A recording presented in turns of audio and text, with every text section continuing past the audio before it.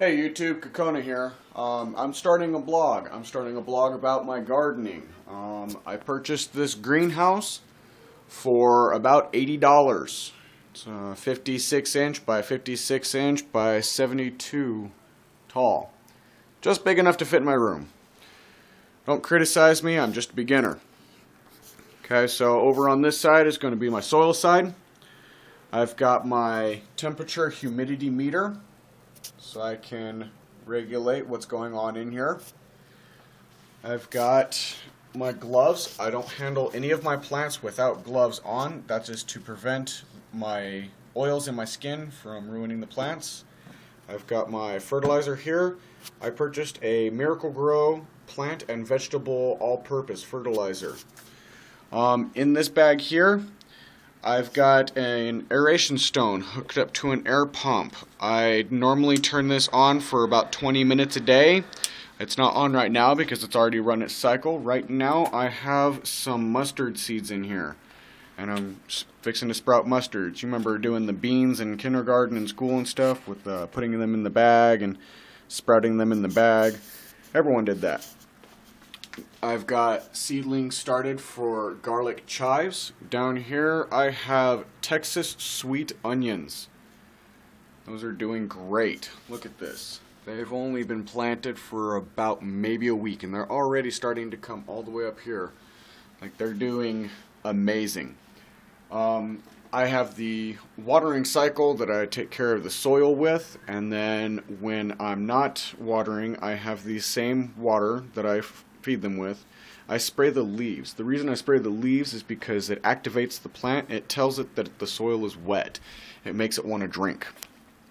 And right here, I came up with this design last night. In theory it works, and in practice right now, if I blow really hard on it, it works too. I have to get the lids air sealed. Each one of these are recycled kitty litter tubs, and I filled them and marked them with the 2-gallon and the 1-gallon marks. The air pump side, which would be this tube here, this one is the inlet, which is where pressure comes in. The pressure outline, which is this one here, it means the siphon will siphon out through this, so there will be water coming through this tube.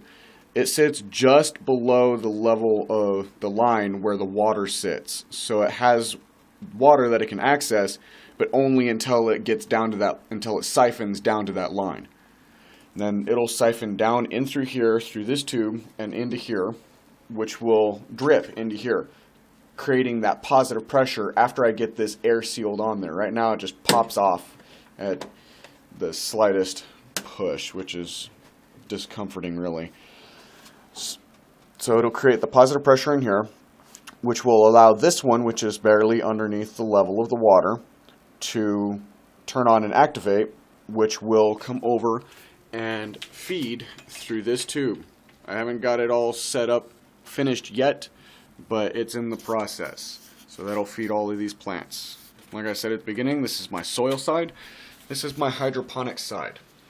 My hydroponics side, I have baskets that I'm going to be using. I have to design a form of bed. I'm going to be putting these baskets. These are repurposed, recycled tomato baskets. I used to work in a pizza shop, so I had access to these. All we ever did was throw them away. So I'm going to repurpose them. I'm going to do something good with them. And this is pretty much it. It's just a real simple, basic setup. I've got the hydroponics side, so I'm going to be getting a tub. I'm thinking a 50-gallon tub right there. And I've even got a pump. The pump came in the mail today. So, like, I got this in the mail today. It's a tiny little pump. It's nothing special. And focus. Focus. Come on. Focus. It doesn't want to focus. Come on. I know you can. There.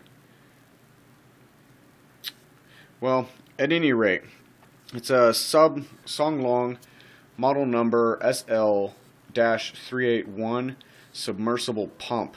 The flow is 280 liters per hour. So it's a decent little pump. I mean, it's nothing special, but for what I want it to do, it's just enough.